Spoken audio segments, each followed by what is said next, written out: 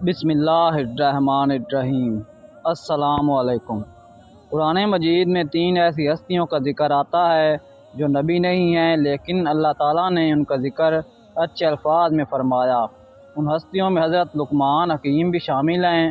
اللہ تعالیٰ نے انہیں حکمت، دانائی، دانش مندی اور علم سے نوازا تھا۔ حکیم لقمان اپنی جوانی میں غلام تھے اور کسی مالدار شخص کی خدمت کرتے تھے۔ آپ نے اس شخص کی اس قدر خدمت کی کہ وہ شخص آپ کی محبت میں گرفتار ہو گیا، اور وہ اس وقت تک کوئی چیز نہ کھاتا، نہ پیتا اور نہ استعمال کرتا جب تک وہ چیز حضرت لقمان چکھ نہیں لیتے تھے۔ ایک دن آقا کے سامنے خربوزہ رکھا گیا۔ آقا نے حضرت لقمان کو آواز دی، پاس بلایا، چھری سے خربوزہ کاٹا اور آپ کے منہ میں ڈال دیا۔ حضرت لقمان بڑے مزے اور بڑی خوشی سے خربوزہ کھانے لگے۔ آقا نے جب انہیں کچھ دیکھا تو وہ خربوزہ کاٹ کر انہیں کھلاتے رہے اور حضرت لقمان مزے سے کھاتے رہے۔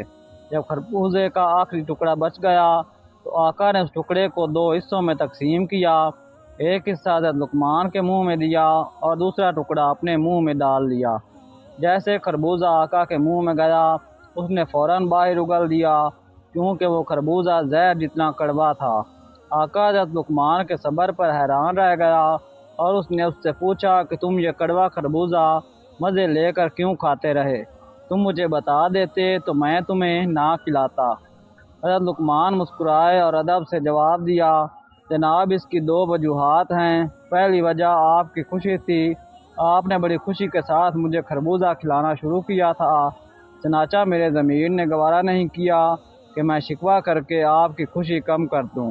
دوسرا، میں نے آج تک آپ کے ہاتھ سے ہزاروں نعمتیں کھائی ہیں، آج آپ کے ہاتھ سے کڑوی چیز مل گئی، اسے کھانے میں کیا حرج ہے؟ جہاں اتنی نعمتیں وہاں ایک زحمت بھی صحیح۔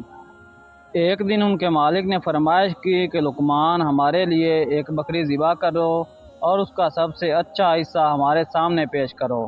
آپ نے بکری ذبح کی اور اس کا دل اور زبان نکال کر اپنے مالک کے سامنے پیش کرتے ہوئے کہا، یہ دونوں بکری کے سب سے اچھے اعضاء ہیں۔ ابھی چند ہی دن گزرے تھے کہ مالک نے پھر فرمائش کر دی کہ لقمان ہمارے لیے ایک بکری ذبح کر دو اور اس کا سب سے بڑا حصہ لے کر آؤ۔